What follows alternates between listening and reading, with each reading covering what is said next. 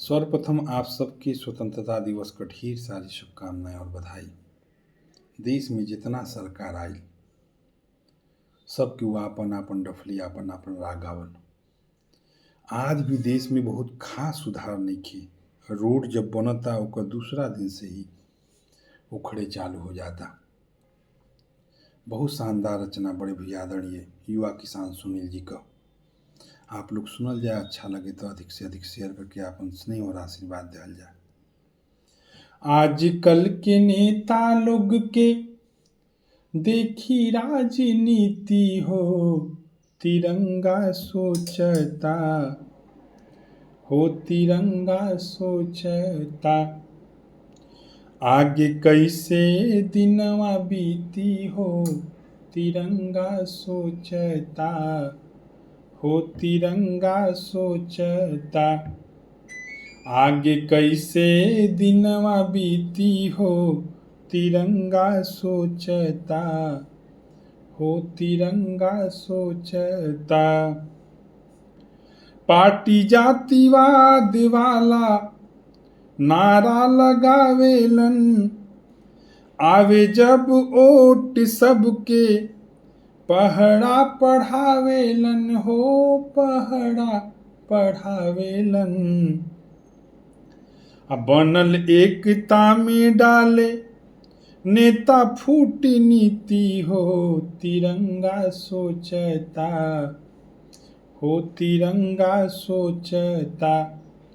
आगे कैसे दिनवा बीती हो, तिरंगा सोचता हो, तिरंगा सोचता। ओटवा से पहले सब शरीफे बुझाला, पा जाले कुर्सी तब करेला घोटाला हो, करेला घोटाला।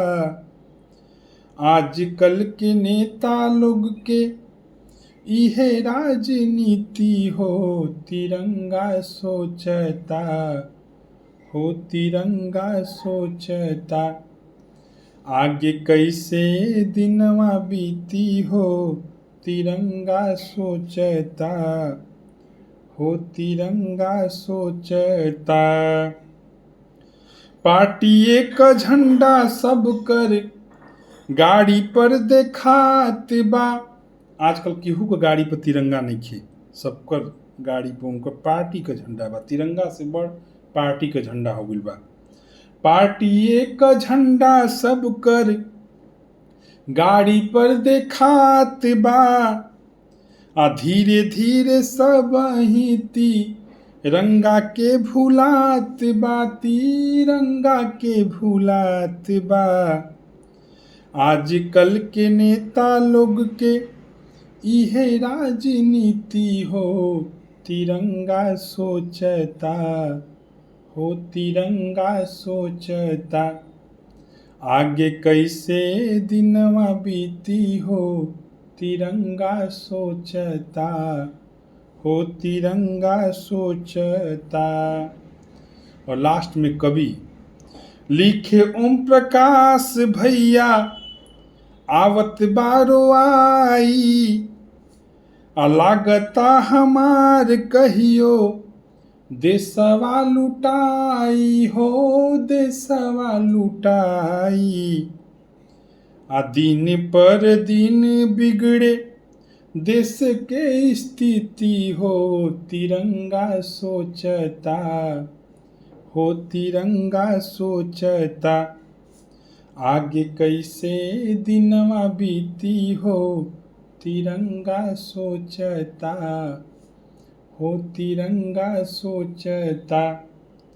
आगे कैसे दिनवा बीती हो, तिरंगा सोचता हो, तिरंगा सोचता। आगे कैसे दिनवा बीती हो, तिरंगा सोचता हो, तिरंगा सोचता। जय हिंद, जय भारत।